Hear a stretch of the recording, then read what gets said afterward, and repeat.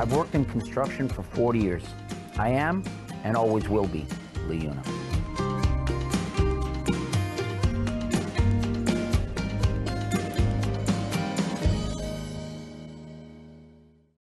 Construction is one of the most stable industries in today's economy. There's plenty of opportunity, so come and learn at the LiUNA Local 183 Training Center. It's the right place to start. If you're thinking about your future, you can learn a skilled trade through hands-on training and classroom training. LiUNA Local 183 Training Center is excellence in training. All apprenticeship programs are registered with the Ontario Ministry of Training Colleges and Universities. Become an apprentice and learn new skills which will open the doors to a rewarding career. Visit 183training.com.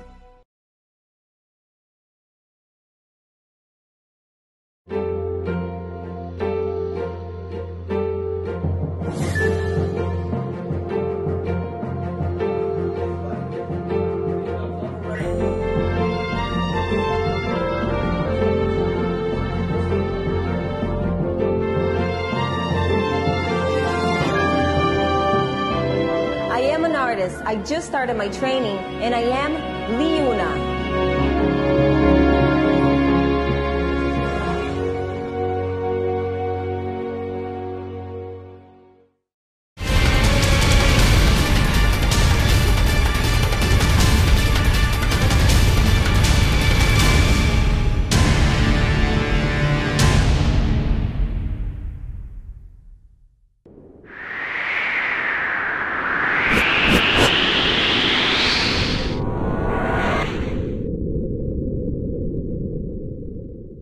وڵاتی کوردستان جارا عول دی سال 1639 ده به پیمانا قصری شیرین دی ناوبرا ایران و عثمانیان ده بو دو پارچه. لی پشتی 277 سالان به هفکاریا هیز ناودولتی به پیمانا سایس پیکوت جاره کدن وڵاتی کوردان هاته پارو کرن و وی جاره جی بو سه پارچه. پشتی و پارچه کرن و پارو کرنان برینا کوردان کور بو. به قتلیامان خواستن کوردان تو نبکن. پشتی هر سرهلدانک کردی دجمن بتوندی هات سر کردان و با آرمانجا تونکرنه ایریش کر. پشتی سرهلدانا قوش کری شیخ سعید و آگری ده قتلیاما زیلان و درس میده به 20,000 کرد هاتن کشتن. اوجی نبس بو به پیمانا صدابات پاقتی 4 دولتان ایران، عراق، ترکی و سوریه لحف کرن داکو کرد نکاربن ببن یک. هر دولتی د ناوا خو د پولیټیکاین اسیمیلاسیون قوستن کردان بحالینن انجی تنبکن جبر ویس د میجی به فتوایان اجازه قتل کرنا کردان ستاندن مال ملک و ناموسا کردان لخو حلال کرن لی جبر کو بکار بن وی که بکنجی ناوی دانین انفال صدام حسین جبوتونه کرنا کردان د جوتمها 1988 ده فرمانا کردان را کر. به اپراسیونا انفالی جزا خو حتی خنقینه دناورا 6 مهانده لگوری چافکانین کردی 183,000 کرد به آوائی که هووانا کشتن و گلک جارانجی ساغ بناخ کرن. صدام به شوونیه که عربی ایریش دبره سر کردان. گلک جاران به سرگندین کردان دگرد و گندش حول رات کرن. زلام و زاروگ لچوله ساغ بناخت کرن. لی جن و قیزین کرد دفروتن سرک اشیرین عربان ین دولتین خالیجه. اویش ل 26/4/1974 که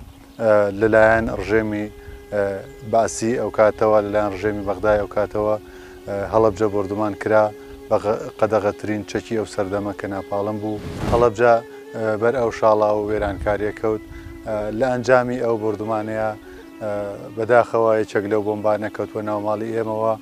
و ئەو کات من تەمەنم 1 ساڵان بوو. من و دایکم لەگەڵ خوشکێکی خۆم لە ماڵی خۆمان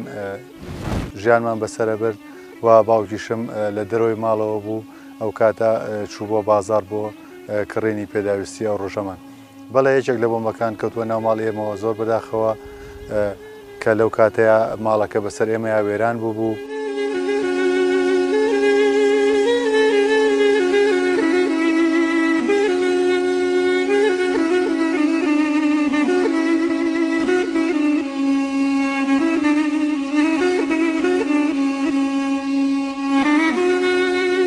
پیشاندانێکی خەڵکی ئەم شارە ڕژێمی بەعەز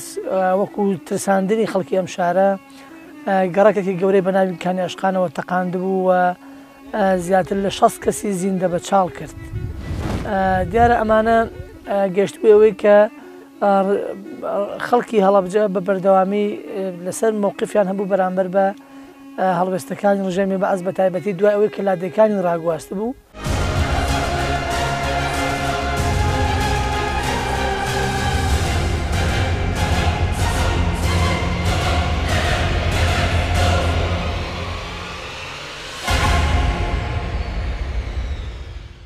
تەوی ئالیکاریە هێزên ئەوروپی سەدام حوسێین نکاری بوو دشەڕێ لە دژی ئیرانی دەبسەرکەوێ.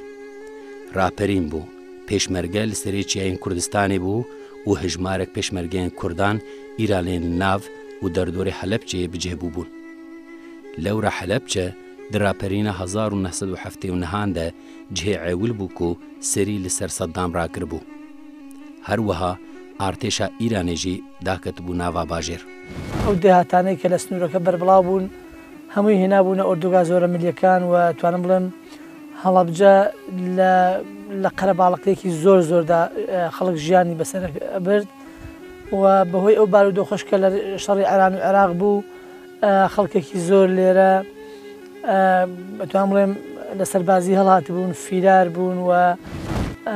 ڕژێمی بەعەز بەرامبەر بەم شارە ڕق و تۆڵەیەکی هەبوو چونکە لە بیرمان نەچێت لە مێژوو شۆڕشەکانی گەلی کورد هەڵەبجە دەوری کاریگەری هەبووە لە پێشڕەویەکان لە بەرخودان لە بەرگریکردن لە هەڵوێست دووەرگرتن بەرامبەر بە و هەڵوێستانی ڕژێمەکانی یەک لە دوای یەک بە تایبەتی ڕژێمی بەعەز. سەدامژی دەخواست و تۆلا خۆش حەلەبجە هێلینێ و ji bo vê jî bi awayekî sîstematîk êrişa Helepçeyê kir. Pêşî bi bombeyên tesîrbilind êriş kir, da ku pencereyên malên wan bişkin. Paşê jî dengê bombeyan hate guhertin û kimyabaranê dest pê kir. Axîn, nalîn, qîrîn ji Helepçeyê bilind dibû ber bi عرشێ خودێ ve. بۆیە توانم بڵێم ڕژێمی بەعەز بۆ بیانوویەکە گەڕا بۆ شاری هەڵەبجە بۆ ئەوەی کە بە هەر شێوەیەک بێ ڕق و تۆڵەی خۆی لەم شارە بکاتەوە. دیار بوو ئەوە بوو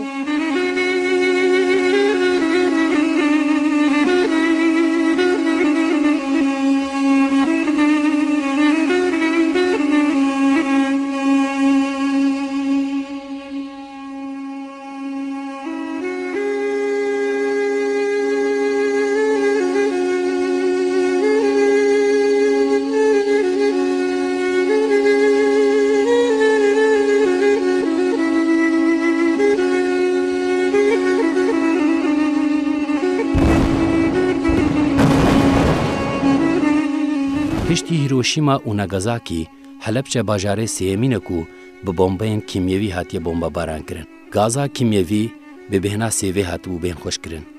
û bi ser serê Kurdan de hatibû barandin. Bonê û sew yani bonê sew wekû sew waye wekû sew sew li tekeyt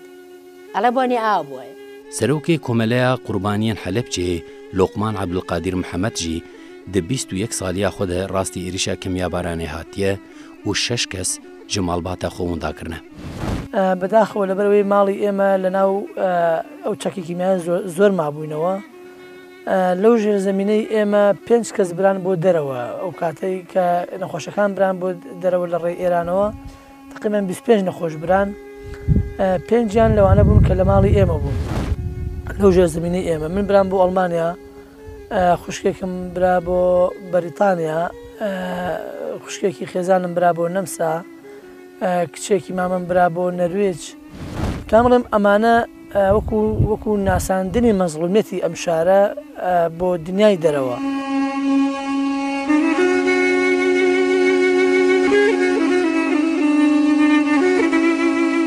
چماش بۆ vê êrişa kimyabaranê Helepçe hatibû hilbijartin. Bersiva vê pirsê hesane. Helepçe bûbû parêzgeheke mehkûmên derdorê. Gelek kesên siyasî ji bo ku xwe ji êrişên Sedam biparêzin xwe spart bûn vî bajarî. Herwiha pêşmergeyên Kurdên Îranê jî li vî bajarî bicêbû bûn. Heta gelek gundiyên derdorê Helepçeyê jî hatibûn bajêr. Ango باژارê Helepçeyê derî û dergehê xwe ji her kesê mexdûr revekir bû. باسی ئەو ڕۆژە تەمەەن باسێکی دوور و درێژە بەس من زۆر بە کورتی لە خزمەتی بەڕێستانە بیگەڕمەوە. ئێمە 3 ڕۆژ بوو پێش ئەوەی ڕووداوی کیمیابارانی هەڵەبجە دەست پێ بکە. شەڕێکی سەخت لە نێوان بڵێن سوپای عێراق و سوپای ئێرانە هەبوو، تۆپ باران و ڕاجیمە و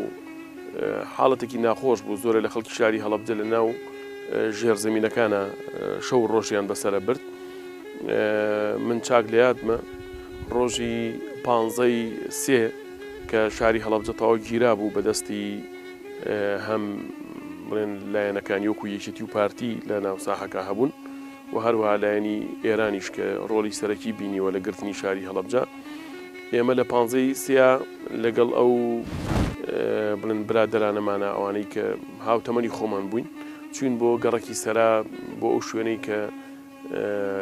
کۆمەڵگەی فەرمانگەکانی تیا بوو. ڕۆشتینە بۆ لای قایمقامیەت و منەظەمە ئیستیخبارات و ئەوانە هەمووی بڵێن گیرا بوو، خەڵکێکی زۆر لێ بوو. گەڕاینەوە بۆ ماڵەوە لە ڕۆژی 16 سێ چاک لە بیرمە ئێمە لەو هۆڵەی کە هەر لەم ماڵەیە کە بڵێن دانیشتوین لەو هۆڵە گەورەی کە دانیشت بووین. بەخوا هیچ گوناحێکی نەبووگە، بەخوا بڕوا ناکەم لە هیچ وڵاتێکە بسڵمان و ئەهلی هەڵەوجەی تایە بۆ فەقیری بۆ دەست و دەستجوانی بۆ مسلمانەتی هیچ عیبەیەکمانتیانە و هیچ عیبێ لەم شارە نەبوو. بڕوا ناکەم هیچ مەملەکەتێ بگا باڵەوجە بۆ بسڵمانەتی هەر لە خوتو خۆڕای ویان لێ کردی. هەر ئەوە دراوسێ ئێرانی و ئیتر لەبەر ئەوە شەڕی ئێران و عێراق و لە ئێمە تەواویان کردوتەوە. ئەینە بەخوا هیچ خراپیە لە هەڵەبجە نەوگە. وڵای ئەوەنە هەڵەبجە چاکە بۆ خەڵکو و بۆ لێ قۆمیا و بۆ هیچ وڵاتێ باش نی، هەمووی بسڵمان هەمووی ڕێک و پێک. وڵای وەزع حاڵەتەکە زۆر ناخۆش ناڵم ئێمە شەیەک و 2 ڕۆژ لەناو ئەو سیارا بووین. خاڵۆژ نەموتی بە ئێمە وتی بۆ ناچن وعنی هەر بە حسابی جاران چەند جارێ ناو هەڵەبجە بردومان کرابوو 8 ساڵ لەگەڵ ئێران عێراق شەڕ بوو هەر لەناو هەڵەبجە بوو. هەڵەبجەش حدود بوو زۆر بە شەڕێک کەوتووە لە هەڵەبجە. ینی مەبەست من لەوا بوو کە ئێمە لە تەمەنێکی منداڵا بووین و ئێمە هیچ تاوانێکمان نەبوو و هاوشارەکان ئێمە هیچ تاوانێکیان نەبوو. لە ناو شاری خۆمان و لە ناو ماڵی خۆمان هاتن بە دڕندانەترین شێوە شارەکەیان بەر گازی چیمایی کرد. ئەوەی کە شایانی باسە ئێمە باسیکەین لێرەیە هەیە پارچەی بەرکەوتووە یعنی زووتر بڵێن لە دەست چووە، بەڵام ئەوانەی لە ژێرزەمینەکانە بوون لە پارچەشتیوە پارێزرا بوون، بەڵام بەوەی ئەو چەند جۆر غازی کیمیایی کەەوە شوێنراوە غازیش عادەتی وابوو کەەوە ئەنیشت لەو شوێنە کام شوێن چاڵ بێ کام شوێن نزمتر بێ لەوێ کۆ دەبوویەوە. کاریگەری خراپی لەسەر ئەو ژێرزەمینانە هەبوو کە خەڵکێکی زۆری تیا بوو، بەڵام بە شێوەیەکی گشتی کاتێک کە خەڵک هەستی کرد کیمیایی وەشێنراوە ژێرزەمینەکانیان چۆڵ کرد و خەڵک ڕای کردە دەرەوە. ئێتر خەڵکێکی زۆریش لە کۆڵانەکان ینی من خۆم بە چای خۆم بینیومە دەیان و سەدان خەڵکم بینیوە کە لە کاتی کیمیابارانە هەیان بۆ کەوتووە، هەیان بۆ ینی هەر ڕاستێک سەر لەوێ وەفاتی کردووە یا هەشیان بۆ لەوێ بریندار بۆ کەس نەبووە هاوکاری بکە، هەشیان بۆ شێت بووە. ینی من بە چای خۆم ئەوم بینیوە کە لە نزیکی ماڵی خۆمان لەم خانوەی ئەو دیوەوە پڕوکچێکی گەنج هەردووکیان بە نینۆکەکانیان بەدەستیان زەویان هەڵەکۆڵی. یعنی من سرم سوڕەما لەوەی کە چاویشیان پڕ بوو لە خوێن پێم وایە تێک چوو بوون. دوایی کە لەو سەرەوە گەڕامەوە بۆ بەیانیەکەی هەردووکیان وەفاتیان کردبوو.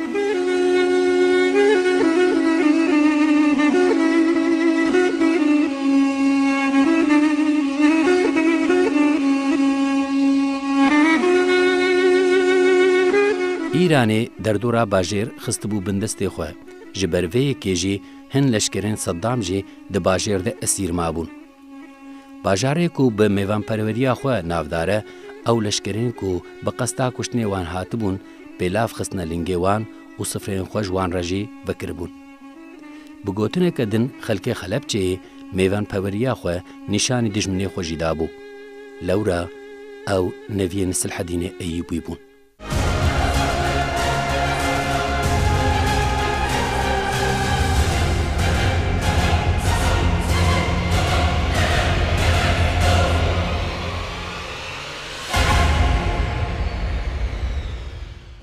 هەر وەکی کومە گوتبوو di şoreşa Kurdî de cihekî taybetî Helepçê hebû. تراپەرینە 1970 جارە عاولش حەلەبچێ ئێریش هاتبووکردن.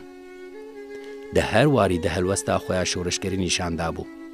ji bo dijminê gelê Kurd êrişa bi kimyebaranê armanca tefandina serhildana Kurdî bixwebû. Ev çavtirsandin berî kimyebaranê jî hatibû kirin û li derdora Helepçeyê gelek kes sax hatibûn binaxkirin ji aliyê leşkerên Saddam ve komgerên zindî hebûn. کە مەبەستی عێراق هەدەفی عێراق لە کیمەبارانی هەڵەبجە چی بوو؟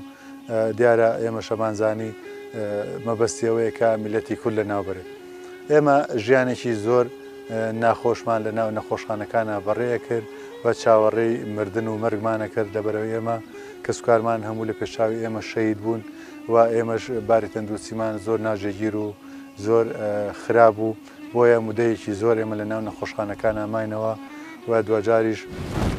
لەوێ کە باری تەندروستیمان کە جێگیر بوو بەڕیان کردین بۆ یەکێک لە مزگەوتەکانی ئەو شاری کە لێ بووین هەتا ئەوەنەی کە لەژێر چاودێریا بوون و لە بڕۆی نەخۆشخانەکان خەڵکێکی زۆر لە هەڵەبجەیەکان لەوێ بوون بە هۆی ژەهراوی بوونیان و بەهۆی ئەوەی کە تاسیری گازی کیماوی لەسەریان. دوای ئەوەی کە ئێمە لە مەرگ ڕزگارمان بوو بردینیانە ناو کەمپەکانەوە. کاگۆمێت فەرموو هەدەفی عێراق مەبەستی عێراق لە بمبارانکردنی خەڵکی کورد چییە؟ وەڵای ئەوێ کورد لە ناوبەرێت ئێمە کە لە هەڵەبجە بووین لە ناو هینا ژەرخانە بووین ئەوە بۆ 2 هەفتە نانمان نەخوازە هیچ هەموو برادەر و خوشک و برا هەمووی لە ناو پیکابێ سیارە بووین کە هینا و غازی ڕش پیامانە ئیتر سیارە بردینی غازی ترامووی لە ناو مرد ئێمە شەوە تا بەیانی من ئەم هاوڕێم لە ناو پیکابە لە ناو مەیتانە هەر هاوارمان بۆ کەس نەبووە بە دیارمانەوە.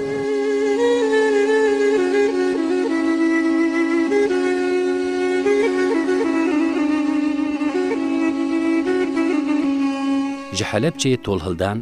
heyfilandin hebû. Sedemeka êrişa kimyabaranê jî êrişa dawiya pêşmerge bû ku bi alîkariya leşkerên Îranê kiribû. Li Helepçeyê aramiyek hebû, bêdengiyek hebû, bi gotineke din bêdengiya beriya herbê hebû. ڕۆژی 15 مانگ کۆماری ئیسلامی ئێران هێرشێکی بە هاوکاری پێشمەرگە کردە سەر ئەم سنوورە و حکوومەتی عێراقی توان بڵێم نەیتوانی بەرەنگاری ئەو هێرشەی ئێران بێتەوە لە ماوەیەکی زۆر کەم ئەم سنوورە کەوتە بەردەستی ڕژێمی ئێران و ئەتوان بڵێم لە ناو شاری هەڵەبجە هیچ دیمەنێکی سەربازی دیار نەبوو. دیارە ئێران کە هێرشی کرد لەگەڵ پێشمەرگە بەرەو سنگەرەکانی پێشەوە ڕۆشت و ئەم ناوە ببوو بە منطقەیەکی ئارام تا ڕادێک.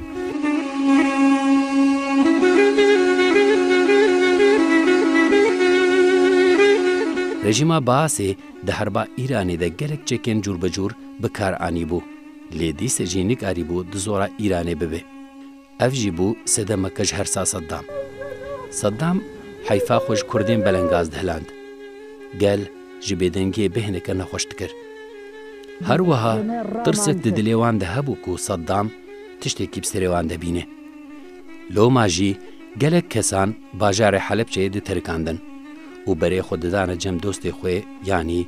Çiyayên Kurdistanê. بەخوا هیچ گوناحێکی نەبووگە بەخوا بڕوا ناکەم لە هیچ وڵاتێکە مسلمان و ئەهلی هەڵەوجەی تایە بۆ فەقیری بۆ دەست و دڵجوانی بۆ مسلمانەتی هیچ عیبەیەکمانتیانە و هیچ عیبێ لەم شارە نەبوو.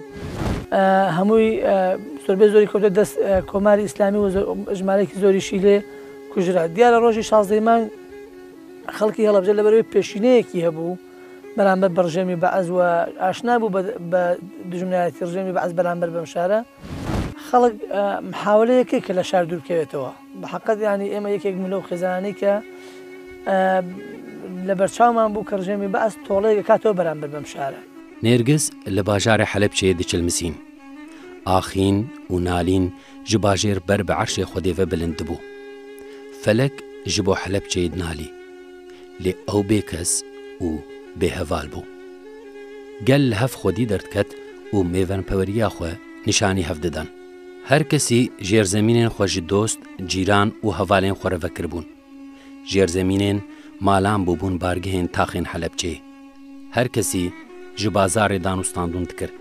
û xwe ji demeke dirêj ya herbê re amade dikir. Lê nizanîn bû ku Saddam wê bi awayekî hovane bi kîmyabaranê êrîş bike. Saddam ew gafil girtibûn.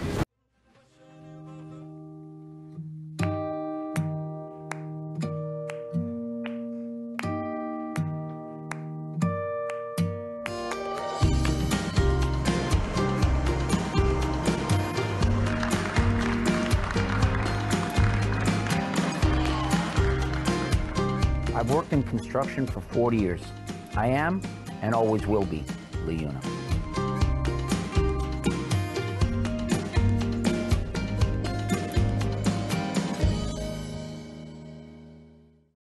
Construction is one of the most stable industries in today's economy. There's plenty of opportunity, so come and learn at the LiUNA Local 183 Training Center. It's the right place to start. If you're thinking about your future, you can learn a skilled trade through hands-on training and classroom training. LiUNA Local 183 Training Center is excellence in training. All apprenticeship programs are registered with the Ontario Ministry of Training Colleges and Universities. Become an apprentice and learn new skills which will open the doors to a rewarding career. Visit 183training.com.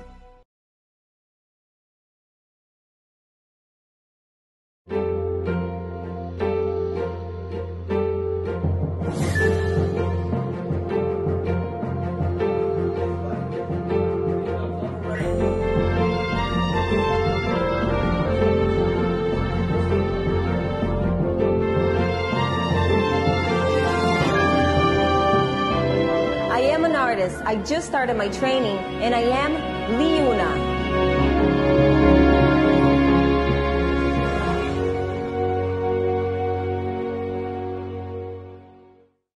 سيدي أول والله هر أم حلا أم اختار بو تيارة كهال دنيا بين سورة وبين دوايتين من هلا كان معمول بعد فيران بدي بوجر زمينان بولا سويتشين بوجر زمينه إتمنى كشما نكشكو أم حاجة لقرا أم حم أبي رويها يتبلايكا حتى كقصبة كيكت ما قمت تنام ما قصبة كيكت رسم بو سرو ولا من على كانت مزامشان لهاتوي لا دور الريم أنو أرم حمو أو قرانا أنا خلق وكو مروم قال حموي كوت أخر شوم ولا من على كاني خما بعمل كدم أنو أرد حار حوتاني يعني أنت أنا ما هاي حوتاني مردون إترشوا الرجل الشبل اللي متابع يعني هاتم بو أو باخ خلت زويت أو تم فريام كون أو من على أو تان كز فرياي كزناك الراكي أم تم حامج درشوا تم حامو بودر تمنع حامو بمن باتي أنا شيء إتوخم رمش لا الخوتم لنا أنا خوتم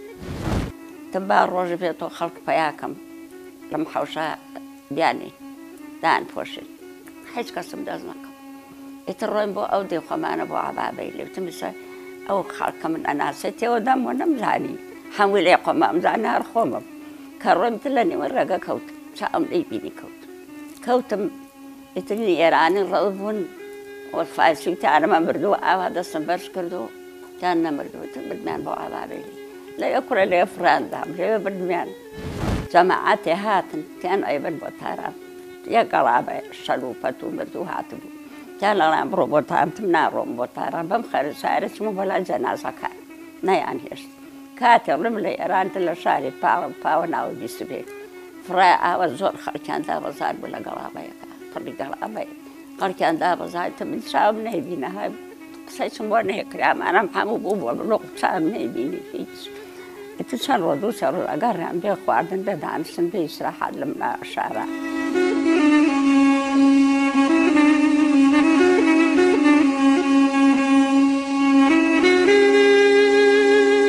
هلا جرخانك دامر بنو هلا جرخانك كيميا كوالي أبون هلا جرخانك نما أبون إمتى بكاتي ندر برو إيران رمان كن شون برو إيران قشتي وبيبتي قشتي وداماوي طبعا بهار خل شانزي سي بينز روشي ما بو بسيكي سي كلاي همو قلا مشهورة كبهار أتوان بلام ججني همو قلانا هر تایبەتی ژنیە بە کوردەوە یان بە عەرەبە یان بە فارسوەر خۆی جەژنی هەموو ئیتر ئێمە لەو کاتا چاوەڕێی بۆنی نێرگزمانە کرد کە بڕۆین بەدەشتا بە تایبەتی منتیقەی ئەمە منتیقەی شارە زوور لە تۆزە دوورکەویتەوە نێرگز خۆی ڕواوە حتا گەر جەنابتان بزانن کە یەی لەسەر جادەکانە نێرگزیان بەدەستەوە ئەم ناڵان بۆ فرۆشتن چکەوە نزیکە لە منتیقەی خۆیانەوە کەچی بەعکسەوە بۆنی کیمیایی و خەردەل و ئەمانەمان بیست جا من بەڕاستی ئەمەوە قسە بکەم لێرە ینی ئێمە ئێستا کاتێک لێرە ئەبینیم تا ئێساتی لەم شارە ئێمە چارەسەری نەخۆشەکان نەکراوە شتی ئەکڕی خەڵک لەبەرەوەی کە چەند ڕۆژێک بوو دوکان و بازار نەکرابوویەوە خەڵک محاولەیەکی شت بکرێ و ئامادەکاری بک بۆ هەموو کەس حەزەریە کرد لەوەی کە شتێک ڕوو ئەدا ئەو من و باوکیشماتینە بازار هەندێک مریشکمان کڕی و هەندێک پێداویستی ژیان کە و کاتە زۆر گرنگ بوون بۆ ئەوەی کە ئەگەر بچێتە دەرەوەی شار پێت بێت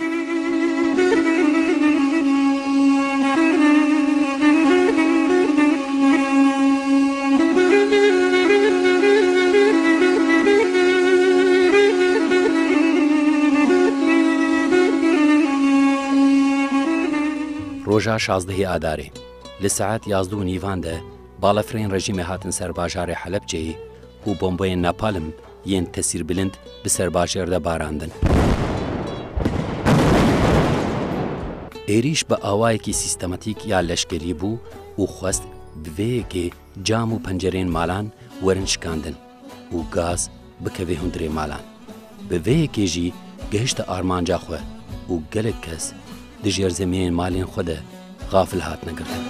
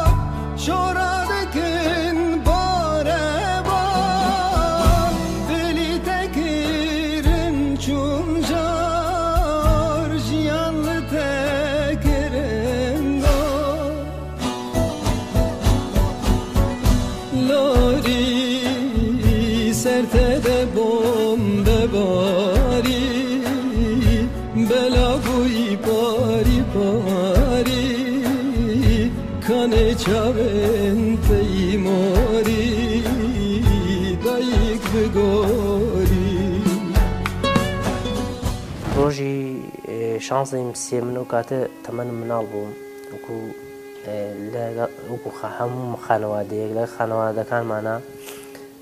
بەبۆی ئەوەی کە قەسفی لەسەر بوو هەڵەبجە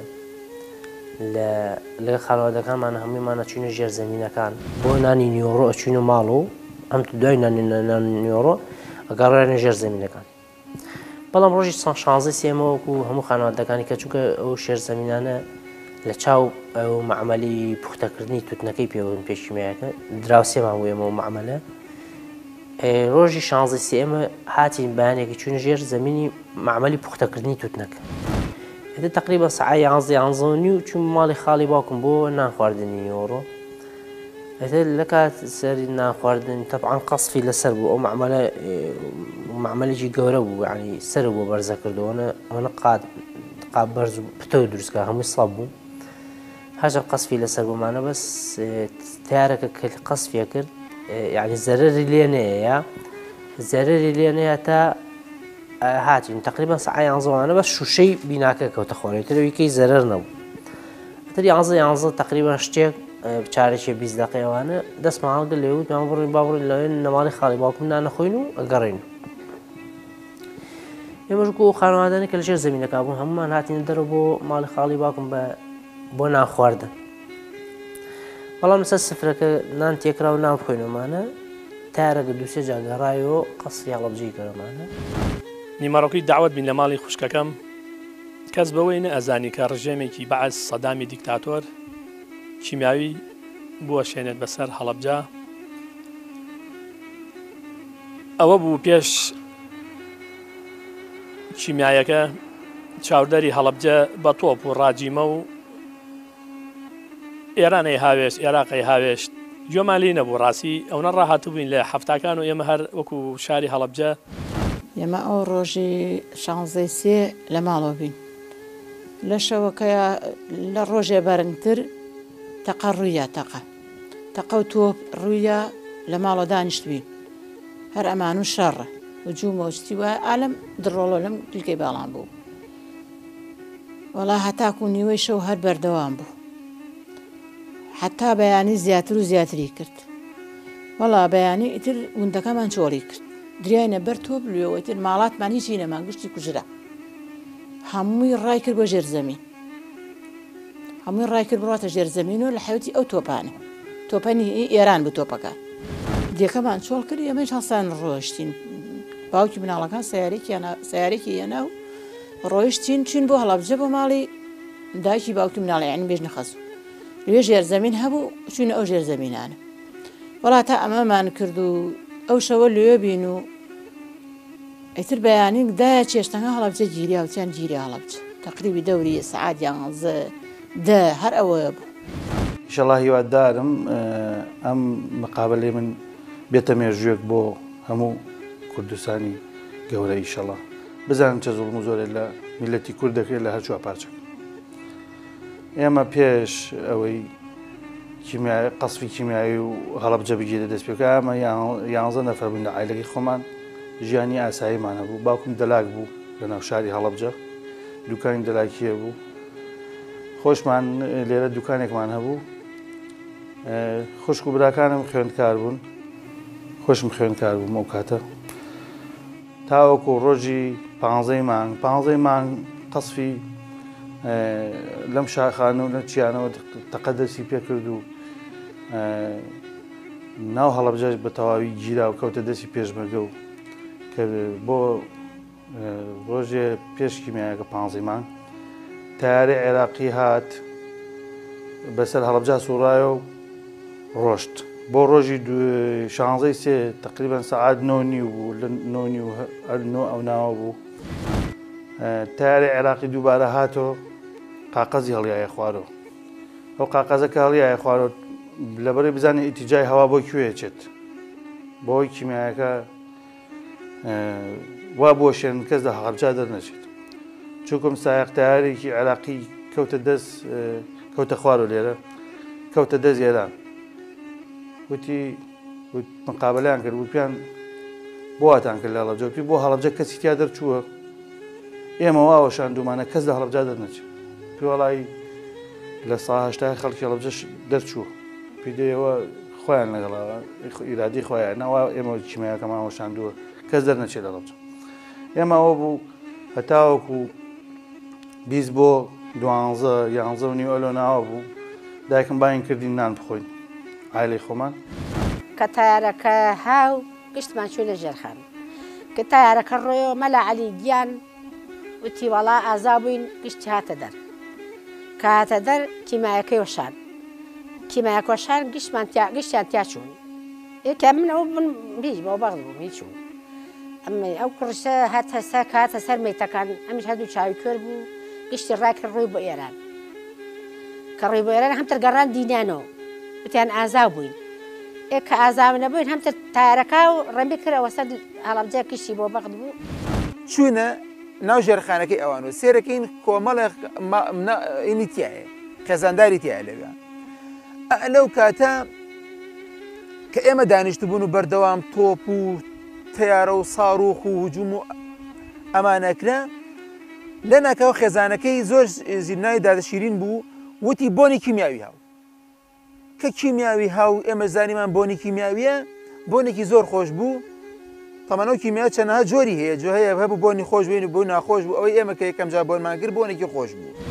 ئیتر وتی دەی خاولی تەرکەن پەلەپەل خاولیمان تەر کرد و جلی ترمان تەر کرد و دیامان بە دەممان و ئیتر باز کەزە بوو لە تحملی نەکرد ئەبورایەوە و ئیتر ئێمەش من و دایکم و باوکم و لەگەڵ ئەو خاڵێمە و خێزانەکەمان پێکەوە بن وتیان کاکە وەرنە دەرەوە ناو ژێرخانەکان با بڕۆین چونکە یەکەم جار حکوومەتی بەعەز هاو بە ناپاڵم هەڵەبجەی وێران کرد بۆچی لەبەرەوەی هەرچی شوشەیە بشکێ هەرچی شوشە هەیە بشکێ ئیتر شوێن نەمێنێ کە هەوای تێ نەچێت بۆیە ئەگینا خۆی ناپاڵمیان لە شوێنێکوان هەر کەسیشی تیان نە دوژمنیشی تیا بوو نە کەسیشی تیا بوو لەوێ لە نزیکەی 11 بەیانی بوو لەو کاتە هەستمان بە دەنگی تیارە کرد کە فڕۆکەکان هاتن دەنگێکی زۆر ناساز و ناخۆشیان هەبوو ئێمەش بە بڵێن زۆر بە پەلە خۆمان گەیاندا ئەو ژێر زەمینەی کە دواتر جەنابتان وێنەکەی دەرەخەن و خەڵکی ئەم گەڕەکەش ئەم دراوسیانش هەموو هاتبوونەوە ئەو ژێر زەمینەوە لەو ژێر زەمینا بووین هەر لە سەعات نزیکی 11:30 هەتا نزیکی 2 کە لەویا بووین دوایی زاوایەکمان هەیە مامۆستا وشیارینەوە ئەو لەگەڵ خوچکەکەم و لەگەڵ خێزانێکی تریش بڕیاریان ناوتیان ئێمە ئێرە بەجێڵین ئێرە شوێنێکی باش نییە بڕیاریان نا ئەوێ بەجێ بێڵن و ئەوان ڕۆشتنە دەرەوە و ماڵی ئێمە ینی من و دایکم و باوکم ماینەوە لەگەڵ چەند دراوسەیەەکە لەو ژێرزەمینە ماینەوە تا نزیکی عسر نزیک وابزانم سەعات 4 و ئەوانە بوو دراوسەیەکمان هەیە کە کاک شێخەنوەری ناوە ئەو داوای کرد لە باوکم کەوا بڕاتە ماڵەوە فانۆسێک چرایەک بێنێ بۆی ئێوارە ینی بە تاریکی دەرنەکەین بەڵکو شتێکمان پێ بە ڕوونکەرەوە بێ بتوانین بچینە دەرەوەی شار و تا بزانین وەزعەکە چی لێ بەڵام کە کاتێک کاکشێخ چوو بۆ ماڵەوە ئەو چرایە بێنێ کە گەڕایەوە کاکشێخ ئێمە گوێمان لێ بوو هەستمانە کردکەوە کاکشێخ ئەگریە و هاوارە کاکەوە خەڵکی نەخۆتان دەرباسکەن خەڵک هەمووی تیاچووە ڕابکەن کە ئەو قسانەمان بیست خەڵک هەموو ژێرزەمینەکەیان چۆڵ کرد تەنیا باوکم و دایکم و من ماینەوە لێرە لەو بیرەی کە ئێستا لێرەیە دوای ئەتوان وێنەکەی ببینن سەڵێ ئەومان هەڵگۆزی و دەرگاکانمان داخست و ئێمەش بەڕێکەوتینەوە ئەو خەڵکە لەو کۆڵانەی کە لێرە ئەچیتە دەرەوە بە دەستی چەپا دوایی بەرەو خوارە بیتەوە ڕۆشتین لە کەمێک تێپەڕین جەنازەیە کەوتە بوو خەڵکێکی زۆریش لە دەرەوە کەوتە بوو دیارە ئێمە بەهۆی ئەوەی کە ماڵەکە ئێمە ژێرزەمینێکمان هەبوو ژێرزەمینەکە خەڵکێکی زۆر ئاهاتە ماڵمان بە حەکمەوەی کە بۆ خۆ پاراستن ئەوە بوو ئەو ڕۆژە ڕۆژی 16 مانگ من و باوکم تەمان پێشەوە بردومانێکی زۆر لەسەرم شارە هەبوو بردومانەکە لەلایەن هەردوو لاوە هەم حکوومەتی ئێرانی و هەم حکوومەتی عراقی خەڵکێکی زۆر لەو بردومانە شەهید بوو بەهۆی بردومانەکەەوە ئێمەش لەگەڵ باوکم وەکو سەردانی ئەو کەس و کارانەی کە لە شار بوون سەردانمان کردن دیارە ماڵی خاڵۆیەکم لە گەڕەکی کۆکۆیەکان بوو و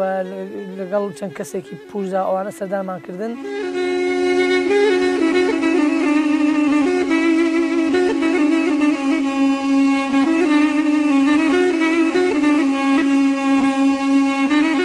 باڵەفرێن عراقی گەلێکی نزم دەفرین لێ مدەخەلەیە لەشکێنێ ئیرانێ نەبوو ئەوژی vêtî nêbîrame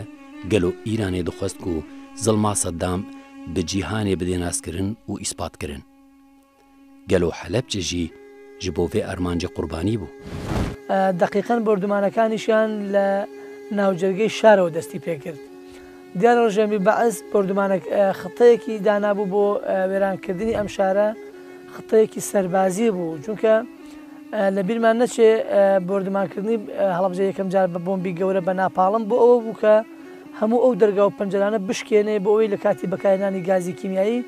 گازەکە بچێتە ناو ماڵەکانەوە. دیار بوو هەدەفی خۆی بەکارهێنا و ئەتوانم بڵێم بە چەند بۆمب بە یەکەم مۆجبە بە بردومانی منتقەی سەرای کرد و ژمارەیەکی زۆر هاوڵاتی لەو بردومانە شەهید بوون دیارە هەموو کەس پەنای بردە بەر ژێرزەمینەکان. ئەوەی کە جێگەی نیگەرانی بوو هیچ مقاومەیەک نەبوو کە نەیەڵێت تیارەکانی ڕژێمی بەعز دابەزن ینی بە بەردەوامی پۆل ئەو فڕۆکانە ئاهاتن و بە نزمیش ئاهاتن و هیچ مقاومەیەک نەبوو لەم شارە کە ڕەتیان باتەوە. دیارە ئەم فڕۆکانە بە بەردەوامی بوو یانەوە نەبوو بڵێ پۆلێک فڕۆکە بێ و ئەتە کۆتایی پێبێت ئەم فڕۆکانە ئەگەڕانەوە دووکەڵ لەسەر ئاسمان کەم نەبووە پۆلێکی تر ئاهاتنەوە. بە بەردەوامی بۆمبارانەکان لە هەموو سنوورەکانی هەڵبجە دەستی پێکرد و دوای سعات 2:30 تقریبا ڕژێمی بەعز دەستی کرد بە بەکارهێنانی چەکی کیمیایی.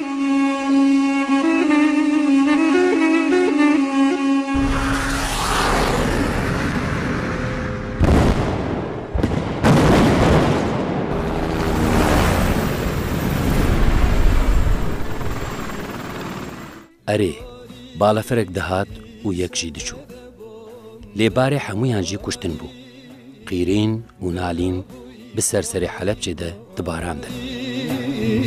Kanê çavên peymarî dayîk bigorî. Xwe bi te'sîrî gazeke yanî narahetî li ser ew ke tu nanî yoro nexwît û li ser sifir ciyê elan û li katî hevvê manga êwarekê şew lêwê bît û gazeke lê wat û êware ji nan nexwît û bikevîtەوە beyanî û min dagirtin helam kê hêzimtiyan hebû بۆ داوازینەکە هێزمتیان یعنی گازەکە لیا ئەوە ناڕەحەتی کردم دوول بێت لە ڕۆشتان ئەنی چاوەمالیاتە بوو وەکو چۆن شاشمە ڕشانەکەم هەمووی خوێن بوو بەڵام ئەوەی هەوێت یعنی هین نەبێ بڵێ خۆیەوە نییە بڵێ کەس ئاگای لە کەس نەبوو تەشبیات نەبێ لە ڕۆژیش حەشرە هەست کەس خۆی دەرچێ یعنی بەواقعی ڕێک ئێمە ئەوە هەمووی بینیوێتی کەسەوە نەبوو لە وەڵا کاکە من کوڕێکم بەدەستەوە لیا جێمێڵەوە با بڕۆمە بووی هەموو خەولێەوە بوو خۆی دەرچی بەڵام ئێمەوە بوو کابراتی کە ئەمازانی ینی هینی هەوەیمان نێ کە دایان بەزانێ لە پیکەپەکەمە هەمویان خەوتون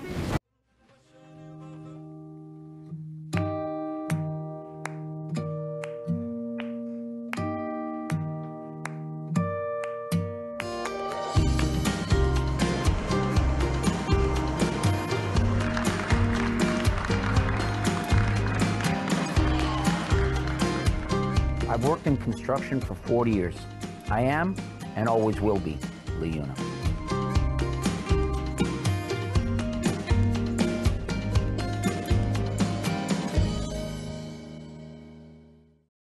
Construction is one of the most stable industries in today's economy. There's plenty of opportunity, so come and learn at the LiUNA Local 183 Training Center. It's the right place to start. If you're thinking about your future, you can learn a skilled trade through hands-on training and classroom training. LiUNA Local 183 Training Center is excellence in training. All apprenticeship programs are registered with the Ontario Ministry of Training Colleges and Universities. Become an apprentice and learn new skills which will open the doors to a rewarding career. Visit 183training.com.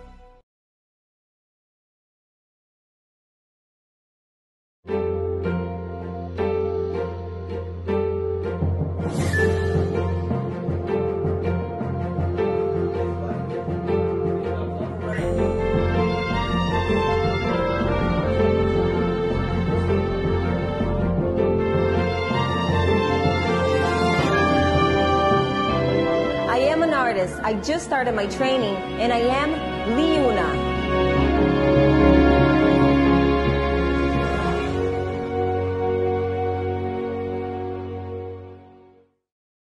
هەر تۆبارانە کراین و تۆبارانیشمان لەسەر بوو زۆر گوێمان لێ نەبوو کەس چاوەڕی ئەوەیشی نەکرد کە حکومەتێک حکومەتی خۆت بێ کیمیایی بەسەرا بوەشێنێ ئەوە بوو من و دایکم و خەلیل لە ماڵا بووین سعات تقریبا دەونی بوو تیارە قەسفیە کرد ڕۆژێکی زۆر ناخۆش بوو زۆر خەفەتاوی بوو زۆر برینداری بوو ئێمە لە ماڵی خۆمان بووین ئاگامان لە ماڵی خوشەکەم نەبوو سعات تقریبا چارەک بۆ 12 نردیان بە دوامانە کە ئێمەش بڕێن بۆ ماڵی خوشەکەم دەوێت داوەت بووین قەسفی تیارەکان گۆڕان قەسفەکە نوعیشکەی لات قەسفەکە ئەو هەژێنەرەی نەما یعنی قەناعەتم نییە هیچ دوژمنی وای کردبێت لە دوژمنی خۆی لە دنیا کە 25 تیارە بێتە لاسەر هەڵەبجە 25 کە احتیاط حاضر بوو بێت بە بۆمبە بێتە لاسەری شارێکی عێراقی وڵاتی خۆت بێ ماڵی خۆت بێ ماڵی کەسم نەدیوە ماڵ ماڵی خۆی کاول کات 25 تیارە بە لاسەر هەڵەبجەوە بۆ 25 ڕۆژ و 25 یەک دەقە مەجال نەبوو خەڵک لە قەسفەکە دەرچێت یعنی وات بەرنامەیاندا نابوو ئێتر هەڵەبجەیان کردە گۆمی خوێن جەهانم نازانم ڕۆژی حەشر وەڵا لێ هەستمان کرد بە بۆنێ مناڵەکان وتیان بۆن تێت هەستمان کرد بە بۆنێکیان وتی بۆنی لاسیکی سووتیاوتی و یەکیان وتی چی و ئیتر هەر مناڵە لێوە ئەکەوت و هەڵەساوە مناڵ لێوە کەوت و هەڵەساوە وەڵاوە هەر حاڵێ بێ پەکمان کە وەلحاسڵ کەسمان ئاگامان لە کەسمان نەما هیچ کامان نە مناڵ ئاگای لە دایک و باوکو نە دایک و باوک ئاگای لە مناڵ کەس هەواڵی کەسی پێنەوە یعنی وەکو ڕۆژی مەحشەرێژن کەس هەواڵی کەسی پێنی کە ئازاو نەبووین هەم تارەکە و ڕەمی کرەوە سەر هەڵەبجە کیشی بۆ بەخت بوو من هەر نەمزانێت دنیا چێ من هەر نەمزانی نا کوڕیشە نەزانی فەقیرە بنج بێوەش کەوت عەلی و برایم و ستار سۆزە و حەمیدە و ئامینە ئەوان لە کیمیاکە ئەمە کچەکەیشم شەشی بوو ئەوژە لەگەڵ خۆیان خۆی و مێردەکەی و ناڵەکانی هەر لە ژێرخانەکە دامر بوونەوە لە ژێرخانەکە کیمیاکەوا لیا بوون هەر لە ژێرخانەکە نەمابوون ئێمەی تر بە کاتی لەدەر بەرەو ئێران ڕەمان کرد چون بەرەو ئێران گشتی وە پێپەتی گشتی وە داماوی دیبرا ساڵێ بوو 6 مانگ ماینەوە ئێترا تینۆ چون بە بردی نیوان برد بۆ گردە چاڵ و نیوان برد بۆ لە هەولێر و نیوان برد بۆ بایجان و عێریشا حەلەبجێ بە ئاوایەکی پلانکری هاتبووکردن جارا عاول باڵەفرێن عراقی هاتن و لەسەر باژێر فرین و کاغزاوێتن داکو بزانبن کابا کاغزان بربک و ئالیڤە دبێ دخواستن کو هەلا بێ بزانبن و بڤی ئاوایی کیمیاباران لە هەر دەرێ باژێر بەلاو ببێ جارا دویەم بۆمبەیەن ناپالم هاتن ئاوێتن جارا سێەم ژی بۆمبەیەن کیمێوی هاتن باراندن هەروەها سەددام ڕێ و بوارێن و ژە حەلەبجێ دەردکەون ژی بە بۆمبەیان کیمێوی بۆمبە کردبوون ئێتر هەڵەبجەیان کردە گۆمی خوێن تاکو سەعات 4:30 چارەک بۆ 5 بوو قەسفەکە گۆڕا خەڵک وتیان وەڵا قەسفەکە گۆڕاوە شکر بۆ خوا کە ناتەقێتەوە تومەداوە من ناپاڵمە ئێمە نازانین ناهینە کیمیابارانە ئەو بێمە ماڵی خۆمان لە سوچ لە ژێرزەمینەکە دێن دەرەوە چوین لەگەڵ عایلەکەمانە بەرەو گوندەکەی خۆمان عەبابەی لێ چوینە ئەو لاوە ماڵی کاک فەرەجی عەبۆل مەشهورە وای پێڵە مدیری مەکتەبە عامە خۆی و خێزانەکەی پاڵیانیا بوو بە دیوارەکە و مناڵەکانی شتەریان خستبووە سەر کۆشیان کاک جەمال بانگی کردن وتی هەسە با بچین کاک فەرەج کەی وەختی دانیشتنە ئاوای لێکردن هەردووکیان کەوتن ژن و پیاوەکە و مناڵەکان ژەمیان شەید بوون لە باوەشە ئێمە نزیکی بانگی مەغریب بووبووینەوە لە یەکێ لەو کۆڵانانی کە تێپەڕین ئاگرێکی زۆر کرابوو نانی ئاگرێکی زۆر هەبوو کە بەهۆی پێم وایە ساڕۆک و ناپاڵمی فڕۆکەکانی باسی ئەو کاتەوە بوو بەو کۆڵانانە تێپەڕمان کرد و بڕیارماننا لەو وەکو سەدێک وەکو شوێنی ڕێڕەوی ئاوەڕۆی شاری هەڵەبجە بوو لێوێ پەڕینە ئەو بەرەوە بەرەو ئیتیجاهی عەبابەی لێ کەوتینە ڕێ لەو کاتای تر درەنگی کرد و ئێمە شەومان لێ بەسەر هاو هەرچی لامانە کردەوە و ئەمانویست باوکمان ببینین باوکمان دیار نەبوو پاشان دایکم بڕیاریاوتی من ناتوانم بەو شێوە بچین بۆ ئێران ئەبێ بگەڕینەوە باوکت ببینین تیارە قەسفی کرد کە قەسفی کرد ئیتر ناوشار هەمووی شڵەژا بوو کەس نێزانی بۆ کوێ بڕات هەموو شوێنێکی هەڵەبجەیەکان هەموو شوێنێکی کەسوکاری شەیدەکان ژێرزەمینێک بوو چوینە ژێر زەمینەکەی خۆمان بە ناپاڵم هەمویانی هەرچی کەسە لە هەڵەبجە هەمووی خست بۆ ژێر زەمینەکەەوە لەبەرەوە تاقی هەڵەبجەی دەرنەچێ بۆیە لە پێشە بە ناپاڵم وەشاندنی و لێداین دواییش کەس ئاگایە و خەبەری لەوە نەبوو کە گوایە کیمیایی بوەشێنرێ نیو سەعات دوای قەسفکردنی تیارەکان و ئەم لاولا چوینە گەڕەکی سەرا ئەم قایمقامێتی ئێستا کە ئێستا قایمقامێتی حازرە جەنابی مەلا عەلی هات بەم کەبەرە جاڕیدا وتی قسەمان هەیە بۆ ئەهلی هەڵەبجە ئازاد کراوین و ئیتر کێشە و مشکلە نەماوە ئیتر لەوی ئێران قسمانە گەڵابەی کوردمیان شەلوپەتی تیا بوو برینداری تیا بوو بردمان لە شوێنە لە ئەم پەڕیپاوەی پێژن لەوێدایانە وڵایەتە لەوێ خزمشتمان بوو هاتن بەدزیوە بردمان بۆ ماڵەوە وتی ئێستامە شەلوپەتە بچێ بۆ تاران دەستمان ناکەوێتەوە نایدۆزین و ئەربرد با لای خۆمان دەرماوە لای خۆواندا ئاوا وڵایەتە لەوێ کە ئەوانە بیان بێن خەسەخانی کرماشان و خوانتە داویشتیان بۆ کرد و تۆزە لە دوای 50 ڕۆژ ئەوسا ئیتر تۆزە چاوم دڕیوە و هەڵەسام ئەشوڕە بەرکەوتەی چەشی کیمیاوی کێکشم لەناو ئەو سیارەکە دەرچووم ئێمە 4 نەفەر لەناو ئەو سیارە دەرچووە کاتێک کە ڕژێمی سەدام بردومانی ناو شاری هەڵەبجەی کرد یەکەم جار بە تۆپ دەستی پێکرد ئەو بوو خەڵک چۆ ناو تەنقیحەکە و کاتە 5 قاتێ بوو بینای حکوومەت بە هەمووی چۆنا ئەوە تقریبن 1000 نەفەرێکی تیا بوو هەموو چەوەتی تێرە باشە کەس تۆپوشت زۆر تینی ناکات زۆر تاسری لێ ناکات ئیتر کات لێ بووین تا ساعت 11 بردومانێکە بە ناپە تۆپ یای لە تەنقەکە لە تەنقەکە خەڵکەکەوای لێ هاو لە جێی سارفەکانە دەرچوو چونە ژێرخانی ماڵی خاڵم لە ژێرخانی ماڵی خاڵەوە ماینەوە تا ساعاسی ئەوە بوو دەستی کرد بە بردومان ئەم جارە بردومانکی دەستێکە بردومانی شیمیایی لە خەڵک وایە هەر بردومانی تۆپ و ناپاڵمە کاتێکە دووسێ مناڵمان لەگەڵا بوویەمە بەوا زانیمان شیمیایی لەسەر قادرمەی ژێرزەمینەکە کەوتن کە کەوتن وتمان زیام ناڵام بۆچی کەوتن سیرەکەن دەمولوتیان خوێن لاتوە سێمانکە ئاسمان بە یەک جارستر بووە اینجا زانیمان کیمیایی هەمووی لەناو ژێرزەمینەکە هاتە دەرەوە و چوونە سێ سیارە و پیکابی کە ئێوە سەیتان لیا ڕستدانگرت لەگەڵ دوو داستۆنان لە ماڵی خاڵۆم هاتینە دەرەوە پەڕۆمان تەڕ کرد.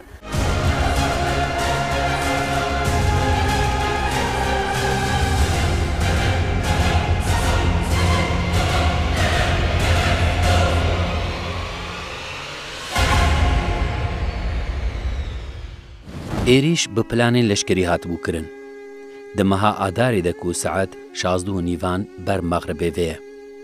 ڕێژیما باسێ دخواست و هەموو خەلکە حەلەبجێ دتاری تیا شەوێدە بمرنێرە ڕووبڕوو بهێلێ و هەمویان بفەتسینێ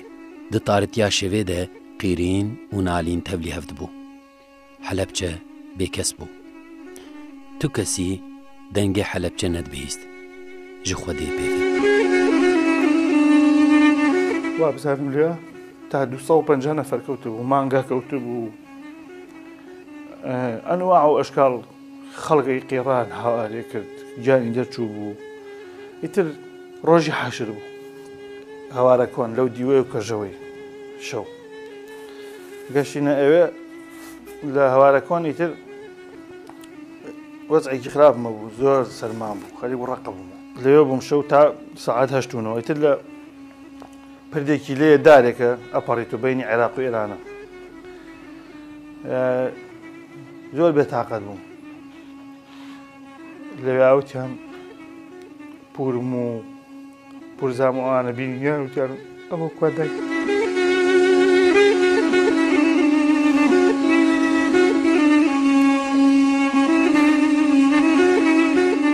وەڵا وتم هەمووی شەهید بوو ترێوان دەستیان کرد بە گریانوانە منیش ویستم خۆم خەمە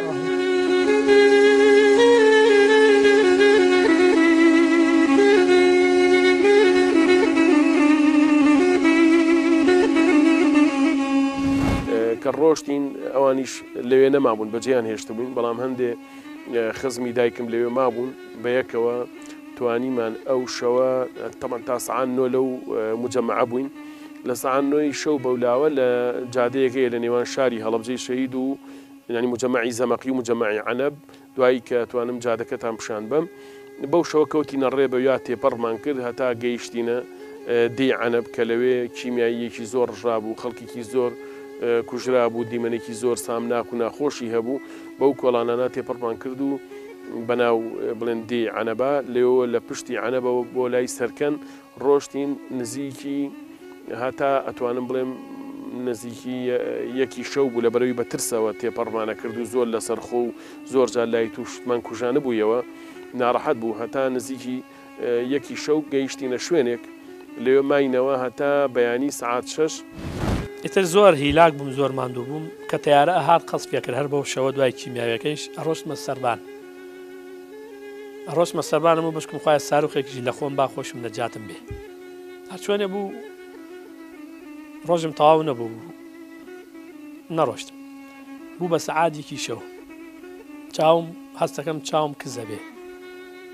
یعنی مەترێک کەسم نەیەبینی مەکینەیە هاو پێش ئەوە مەکینەیەک هاو تقریبا 11:30 شەو بوو پڕ بوو لە خەڵکە ویستم لەگەڵ مەکینەکە بڕۆم بۆ ئێران هەرچیم کرد نەمتوانی دڵم نەهاو جیان بێڵم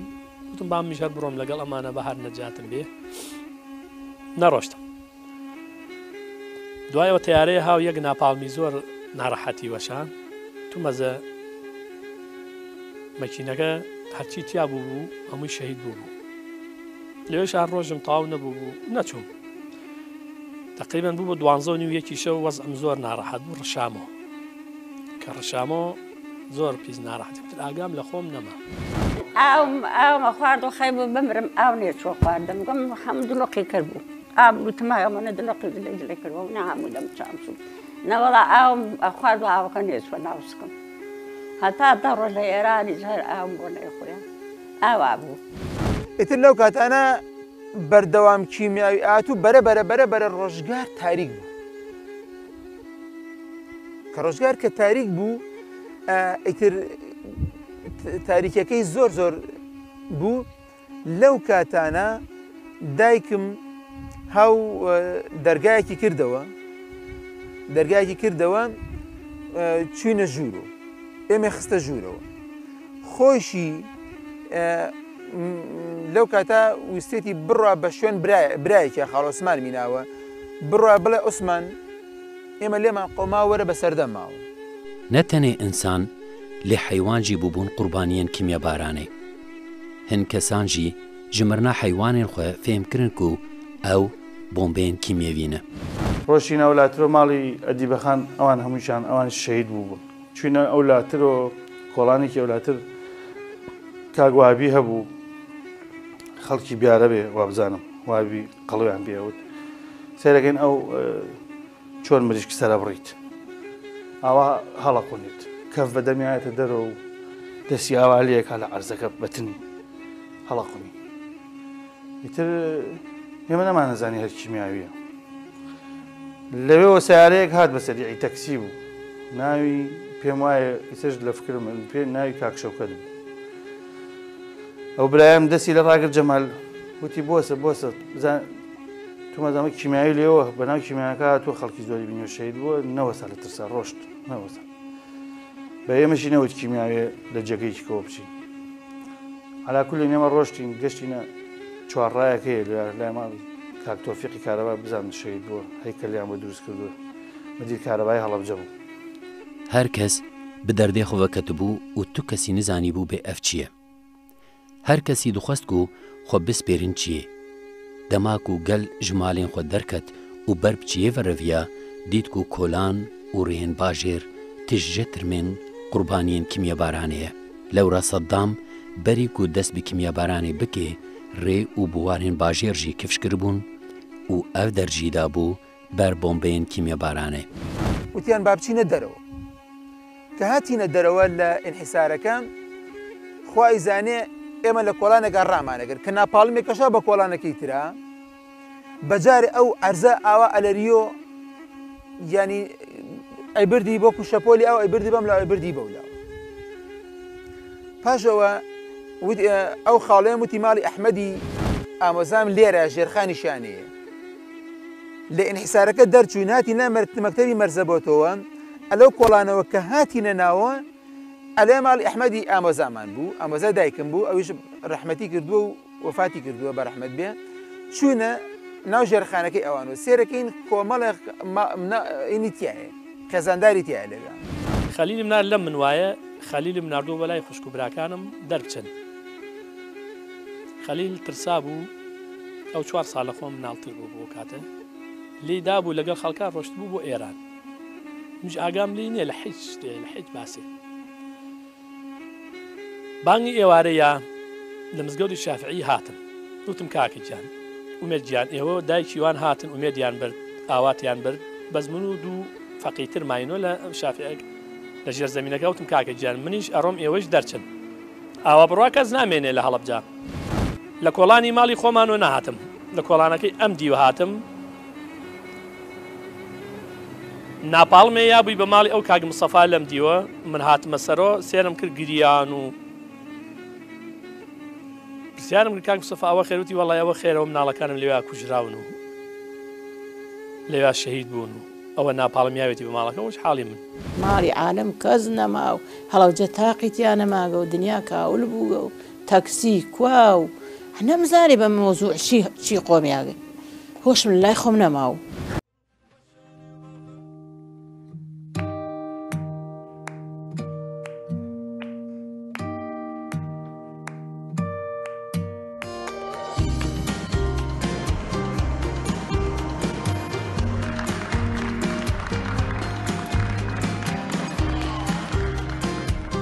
I've worked in construction for 40 years. I am and always will be LiUNA.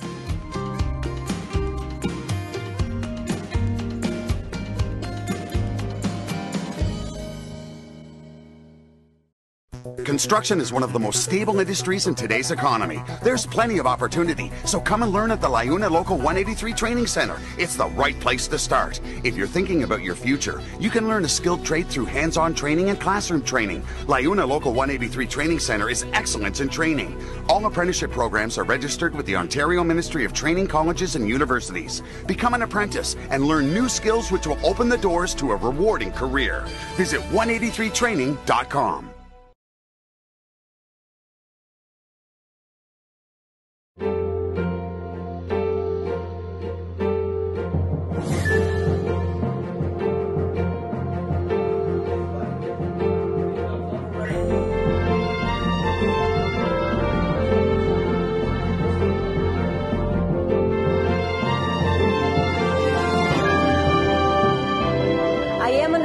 I just started my training, and I am LiUNA.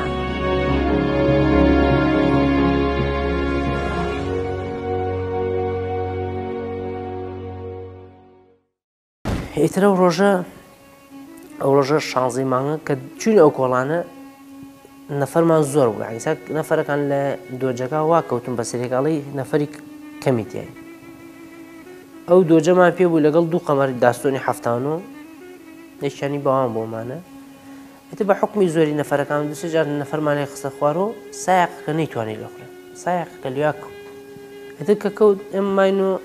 شەو لێ ماینۆ تا بەیانی حەڤەیمە، چونکە ئێمە کە سایەقەکە وەکوی سەرژ نەبوو کە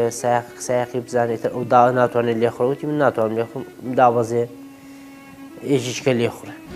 ئێتر زۆر هاوارێکرد. ناوی حەمە غازی ئیسا لە هەولێرە، ناوی محەممەد غازیە لە هەولێرە ئیسا. جەمال برای گیان باوکە ڕۆیتری قیڕان وتم بەو کوڕ و کچەکە وتم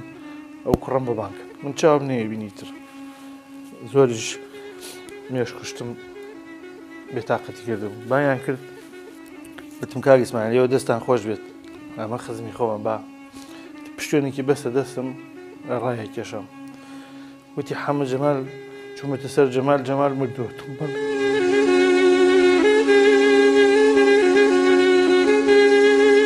گوندێ عەنەب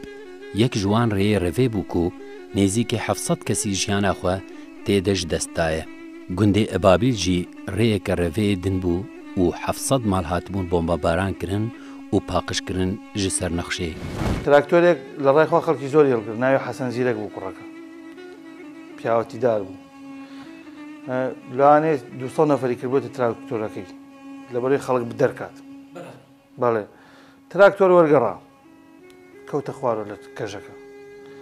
حەسەن زیرەک خۆی سایق بوو، دەستی بوو بەژێر نیمە کینەکەەوە دوو شێلمان بوو بە دەستیەوە. من نەمەبینی هاوارێ کرد، کە سوکارەکەی هاواریان نەکرد.